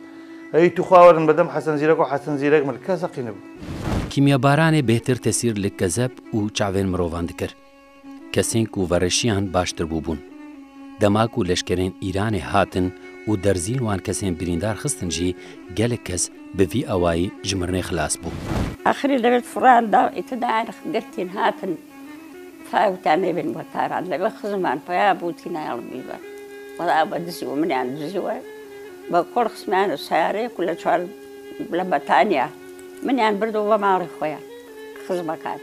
دوای بۆ بەیانتە بەدمیان بۆ کرماشان دەرزی و خەسەخانە و ئەملاو ئەولاو 55 ڕۆژ لەوێ لەسەر جێگە کەوت. تر چاوم نەبوو، هیچم نەبوو. بەرخاتری خوا خەڵک خزمەتێ کرد. هەتا ئێمە خاڵۆژمان لەگەڵا بوو، ئەو ڕێنمونیەکردن وتی بڕۆن لەو ماڵە تۆزی ئاو بیانن. من تەقەما لە دەرگای ماڵەکە هەمووی جەنازە بوو کەوتە بوو. ئەو کاتە ئەقڵم هەرەوە نەپێشکا، وتی بۆ ناڕێ ئاو بێن. وتم هەموویان خەوتن، وتی نەخەوتن، هەموویان مردوون. ئیترەوە بچین تەشتێکی نان هەبوو ئاومان تێ کرد و هێنامانە دەرە. ئەم قاچم قازی خەرتە لێ یا بوو ئیسەش کەمێ پێوەی دیارە. کاتێ کە منە میز لە پیکابەکە بێمە خوار و بەلای ئەمان ئەحمەدی ناتقی ڕسمێگرت. هەتا من لە ڕسمەکە سەرندا خزوتم بە لە ڕسمەکە دەرنەچێتە نەوزانی ئەم ڕۆژنامە نووسە و هاتوو بە ئیشی خۆی. چەند جار ئێمەیان خستە ناو سیارەوە، ئێمە ژمانیا ئەبێ بە مردن بیا بە ژیان بێ لەگەڵەمان نابێت. ئیتوتیان بە ئێوە بەرین دوای ئەوانیش بە ماشینیانی. دوجار تیمەکانی تەندروستی ئێرانی هاتبوونە ناو هەڵەبجەوە و لەگەڵ ڕۆژنامە نووسە ئێرانەکانە خەریکی وێنەگرتنی خۆیان بوون بۆ بە دوای بریندارەکان ناگەڕان دیارە ئێمەشان لەو کاتەیە بەدی کردبوو و ئێمەیان لە ئۆتۆمبیلەکە داگرت و بە ئۆتۆمبیلی تایبەتی خۆیان ئێمەیان بردە دەروی هەڵەبجە و لەوێ هەلیکۆپتەری ئێرانی لێبوو و بەڕیان کردین بۆ لە نەخۆشخانەکانی وڵاتی ئێران. ئیرانێ ئالیکاریەکە پەرمەزندا برینداران خەلکێ حەلەبجێ دەبێژێ ئەگەر و لەشکرێن ئیرانێ مۆدەخەلە نەکردبوونا وێ هەژمارا قوربانیان 3 قەت بووبووە. ڕۆژنەمەوانێ جیهانیژی بە ئالیکاریە هەلیکۆپتێرن ئیرانێ گەشتنە جهێ بوویەرێ و جیهان پێحساندن و لە حەلەبجێ قەتلیام هەیە سوچێ مرۆڤاهیە هەیە. ئیرۆژی حکوومەتە کوردستانی پەیکەرێ ڕۆژنەمەوانێکی شەهیدێ وێ بوویەرێ ڕەمەزان ئۆستورک چێکریە و لە حەوشا موزەیە شەهیدان چکاندیە. ئەوە بوو من لە بردمیانە خەسخانەی پاوە لە خەسخانەی پاوە بووم تقریبن 5 ڕۆژ کوڕێک هاوتی خزمێکی ئێرانی ماوەتی مەحەمە وتم بەڵێوتی مژدەم بەرێ عوسمانی براو ماوە وڵی باوەڕ ناکەم تی بەخوا منتیقەی هەورامانە پێوتە تاوێرە گەیشتینە نزیکی ئەو شوێنە دیسان لەوێ ماینەوە تا دوای عەسر لە دوای عەسر ئەو کاتە ئۆتۆمبیلی سەربازی ڕژێمی ئێرانی خەڵکیانە گواستەوە بۆ ئێران یەکێک لەو ئۆتۆمبیلانەش کە خەڵکێکی زۆری تیابوو ئێمەش جێمان بوویەوە من و دایکم و تەمەن باوکمە وفاتی کردبوو من و دایکم و خاڵم بووینەوە کاتە لەوێ بەیەک گەیشتە بووین. وەڵای ئیتر هاتینە ئۆردوگا لە ئۆردوگا تقریبی 6 مانگ بوو 7 مانگ بوو ئەوە نەماینە لە ئۆردوگا بە ڕەزالەت و بە دامایی و بە قوربەسەری و لایتر عەفاتێکیە هاتینە بردینی فڕێیان لە نازانم باینجانە کوێیە لە ناو دڕکوداڵە فڕێیان ئیتر خوا بزانە چیمان بەسەر هاو لێژماین و بە هەر حاڵ نیوە بریا بۆ هەولێر و نازانم گردە چاڵ و کوێ و نیوەشی خۆی دزیەوە بە دزی هاو بۆ ئەم شارانە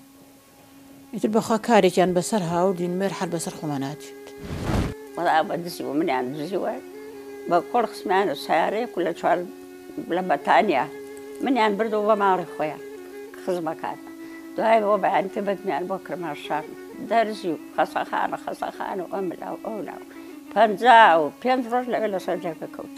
ئیترەوە بچین تەشتێکی نان هەبوو ئاومان تێ کرد و هێنامانە دەرە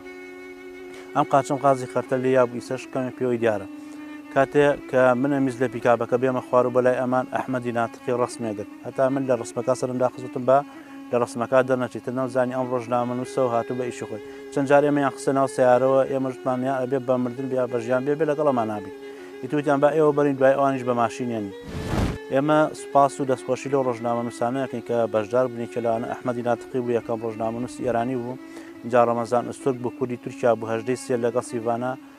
ڕۆژنامەسێکی سویدی بوو لە ئێران و هاتن یعنی 2 ڕۆژ دوای کارەسا دەکەن ئەم وێنانە ئەم ڕسمانەکەی گیراوە حەڤەیمان گیراوە حەچی لە 16 مانگە نەگیراوە ئەگەر ئەو ڕۆژنامە نووسان نەبوونایە کارەساتی هەڵەبجەش بوومە بۆ کۆنفارەکە وای بماوە تا هەڵەبجەیەگەی کیمیای لێیەوە دوجار تیمەکانی تەندروستی ئێرانی هاتبوونە ناو هەڵەبجەوە و لەگەڵ ڕۆژنامە نووسە ئێرانەکانە خەریکی وێنەگرتنی خۆیان بوون بۆ بە دوای بریندارەکان ناگەڕان دیارە ئێمەشان لەو کاتەیە بەدی کردبوو و ئێمەیان لە ئۆتۆمبیلەکە داگرت و بە ئۆتۆمبیلی تایبەتی خۆیان ئێمەیان بردە دەروی هەڵەبجە و لەوێ هەلیکۆپتەری ئێرانی لێبوو و بەڕیان کردن بۆ لە نەخۆشخانەکانی وڵاتی ئێران. کۆمەلەیە قوربانیان حەلەبجێ گەلێک حەولدایەک و سەددام وەرێ جەزاکردن لێ مەخابن جێزاکردناوی نەژی بەرسوجی قەتلیامە حەلەبجێ بوو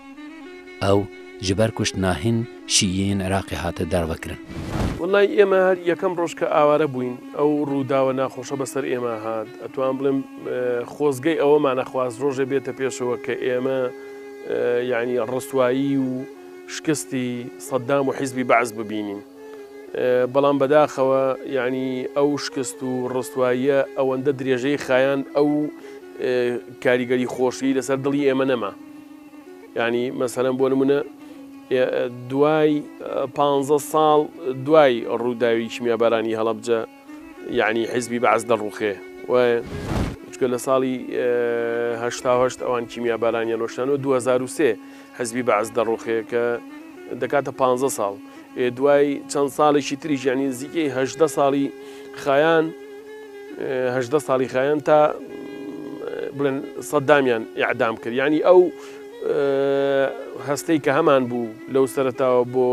هەنی خۆشحاڵ بین زۆر بە لە سێدارەدانی سەدام ئەو خۆشحاڵیان بەو شێوە نەما لەبەرەوەی زۆر دواکە و تۆڵەکە دەستەیەکمان دروست کرد و قۆناغ بە قۆناغ لەگەڵ هەڵبژاردنەکان ئەو دەستێ ئێستا ناوینراوە کۆمەڵی قوربانیانی کیمیاباران من ئێستا بەرپرسی ئەو کۆمەڵەیەم کە مەبەست لەم دروستکردنی ئەم کۆمەڵەیە تەنها ناساندنی ئەو زوڵمەی بەرامبەر بەم شارە کراوە و پردێکی پەیوەندیش بین لە نێوان داواکاریەکانی کەسوکاری شەهیدان و بەرپرسانی هەرێمی کوردستان بە خۆشحاڵیەوە توانم تا ڕادەیەک توانیمانە ئەو پەیامە بگەێنین لەبەرەوەی کاتی خۆ ڕژەمی بەعس ئەو تاوانی ئەنجامدا بەرامبەر بەم شار و بەگەلی کورد نەیهێڵا ینی بە شێوەیەک ئەو تاوانە بناسیێنرێت و بەرژەوەندی نێودەوڵەتی ژواب و ئەو گەلانەی کە بە ناوی ئاشتی خواز و بە ناوی پاراستنی مافی مرۆڤەوە کاریانە کرد چاویان لەو تاوانە نوقان بوو بۆیە ئەرکی ئێمەی کەسوکاری شەهیدان و کۆمەڵەکەمانە کە بتوانین ئەم زوڵمەی کە کراوە لە مرۆڤایەتی لە گەلێک و لە شارێک بیناسیێنین بە دنیای دەرەوە بۆ ئەوەی دووبارە نەبێتەوە بۆی ئەم تاوانە بەرامبەر بە مرۆڤایەتی دووبارە نەبێتەوە پێویە هەمویان ئەوەکو جارەکەدن کەراسەتەکە وسا نێژین و دووبارە نەبن ji berveyekî jî di her qadê de êşa Helepçeyê tînin ziman. Iraqa niha berhema keraseta Helepçeyê ye. Serokê Komelayê Kak Lokman Abdulqadir Mihemed wiha gazî Kurdan dike. Karaseta Helepçeyê bi cîhanê bidin naskirin. Sedema kerasetê û bêdingiya cîhanê jî ew bû ku em nexwedî dewlet bûn. Lê Helepçe û ew helwesta wê bixwe ji bo gavên dewletbûyîna Kurdan bû. تراژیدیایەکی زۆر سەختە بۆ خۆی ڕووداوێکی زۆر ناسۆر و ناڕەحەتە بەنسبەت هەر کەسێکەوە چکە ڕووداوەکان هەرچەند بە یەک ڕوودا و ناوزەت کراوە پێ دەوترێت ڕووداوی کیمیابارانی هەڵەبجە بەڵام هەر کەسێک کە لەو کاتا هەست و هۆشی لای خۆی بوو بێ و لە ڕووداوەکان تێگەیشتە بێ چیرۆکێکی تایبەتی هەیە منیش بۆ خۆم لەو کاتە لە سەی ناوەندی بووم ئەتوان بڵێم تەواوی ڕووداوەکەم لە بیرە و زۆرە لە هۆکاری ڕووداوەکانیش بڵێن ئاگادارم حاڵەتێکی ناڕەحەت بووە کە هەر کەس بدوێنی ئەو برینەی دووبارە ینی دووبارە دروستە بێتەوە و حاڵەتێکی ناخۆشە کە بە ئاسانی ناکرێ فرامۆشکرێ ئەمە بە کورتی ئەو ڕووداوە بوو کە بەسەر ئێمەدا هاتە بوو ئەتوانن ئەگە پرسیارێکی تشتانە بێ لە خزمەتانە بوو کارەساتی شانزە کارەساتێکی زۆر گەورەیە کارەساتێکە کە لە تەواوی دنیاە دەنگی داوەتەوە و باس کراوە و نەهامەتەکانی لێرە و لەوێ خەڵک ئەیبیسێت لە ناخەوە هەست بە ئازاری هەڵەبجەیەەکە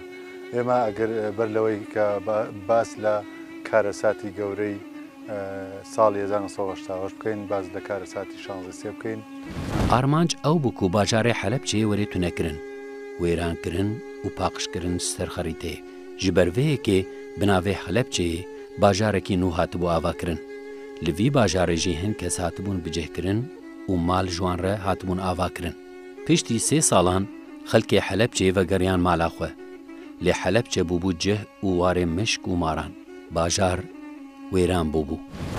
ڕەوشی ئێمە لەگەڵ دولەڕیەوە پەرژینێکی قایم بێ احترامن بۆ ئێوە لەگەڵ حیوانات دەژیان گەرە شەو نەبوو 5-6 مار نەکوژی لەناو هەلەبجە مارەزانگ چییە؟ خەڵکی هەڵەبجە بە لە تەبلۆک و بە قوڕ خانووی کرد هاتینەوە یعنی وەزعێکمان هەبوو جوولەکەیش وەزعی وای نەبوو کە ئەم عەرەبانە کەیسە هاتوون بۆ ئێرە ئاواران ئەوانەی سەر پاشان لە چاوێمە خەڵکی هەڵەبجە کە ماڵی کاول بوو خەڵکەکەی تیاچوو ئێمە ماڵەکەشمان تیاچوو لێرە من دوجار ستایسە دوجار 3 جار ماڵمان کردو هەر کاول بوو هەڵەبجە نەماڵی ما بوو ئێستا من قەبرستانی خۆم نازانم کوێرەوە نەزانم 450 کردویانتە ناو قەبرێ ئەمە 2-3 ساڵ لە هەڵەبجە تقریبەن لە 2010 باش خەڵکی هەڵەبجە ژیانی باش شەڕەکەی کوێز بەسەرهات لە وەختا ئیتر دەستان لە هەڵەبجە هەڵگرت بەڵام هەمووی ئیتر تاکە تاکەی ماڵما بوو فرای ڕوخان هەمویان ڕوخان بۆ تاڵا شتمان هەموو ڕۆی ماڵ هەموو شتێکمان داروەکردنا سەددام مریێن وان پاشوە نانینە و ئێشەوان کێم نەکریە لێ دلێوان بچێکی ڕەحەت کریە ئێمە هەموو پەقلاومان بەخشیوە چیمان کرد هەموو پەقلاومان بە هەموو خێرمان کرد هەموو مەولوم کرد من سێ حیوانم سەر بڕی ئەو وەختە کە تۆپی وڵای ئەمە هەر لە دنیا ئەوەی کە بەسەر کە سوکاری ئێمە هاو بەسەر سەدامی شاهاو یعنی ئێمە دایک و باوکمان بۆ شێوە جێڵا سەدام حوسێنیش هەم بە هەماشەوە خۆیان لە کونیێکا دەرهێنا مناڵەکانیش لە شوێنی کاکوژان ئەمە خۆی گەورە هەر لە دنیا حەقی لێسن ئەوە زۆر شتێکی دڵخۆشکەرە بوو ئێمە لەو کاتەشە کە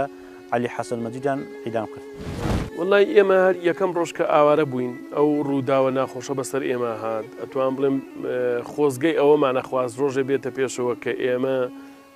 یعنی ڕستوایی و شکستی سەدام و حیزبی بەعز ببینین بەڵام بەداخەوە یعنی ئەو شکست و ڕستواییە ئەوەندە درێژەی خایان ئەو کاریگەری خۆشی لەسەر دڵی ئێمە نەما وڵایی زۆرم پێخۆش بوو کە سەدام گیرا بەس لەوە خۆشتر من ئەوە بوو کە خۆم چوم لە دەدگایەکە عەلی کیمیایم بینی بە زەلیلی یعنی بەزەیم پیا هاتوو محەممەد عولەبی وتی بە منوتی کاک محەممەد ڕێزدادکە وتی عەلی کیمیایی بەمای بێ لە هەڵەبجە بگوژیتم نەوەڵا تی بۆ تم گوناح خوێنی و شتە پیسە بەری بەسەر و خوێنی شەیدا نابڕژێنی بیبن لە لای خۆیان بیکوژن ئەم شتە پیسە با لای خۆیان بێت لێتەوی وان پلانێن هۆوانە حەلەبجە تونە نەبوو ئیرۆ دیسە زارۆک لە کۆلانە نوێ دلەیزن و لە باغێن وێ نێرگیز شین دەبن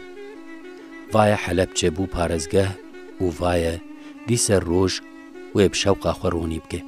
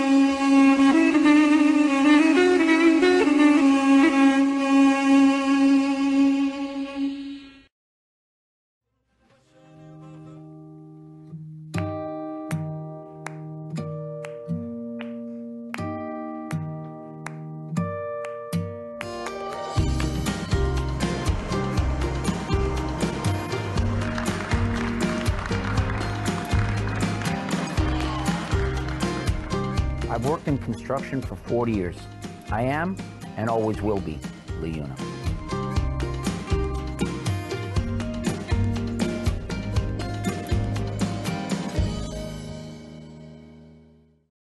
Construction is one of the most stable industries in today's economy. There's plenty of opportunity, so come and learn at the LiUNA Local 183 Training Center. It's the right place to start. If you're thinking about your future, you can learn a skilled trade through hands-on training and classroom training. LiUNA Local 183 Training Center is excellence in training. All apprenticeship programs are registered with the Ontario Ministry of Training Colleges and Universities. Become an apprentice and learn new skills which will open the doors to a rewarding career. Visit 183training.com.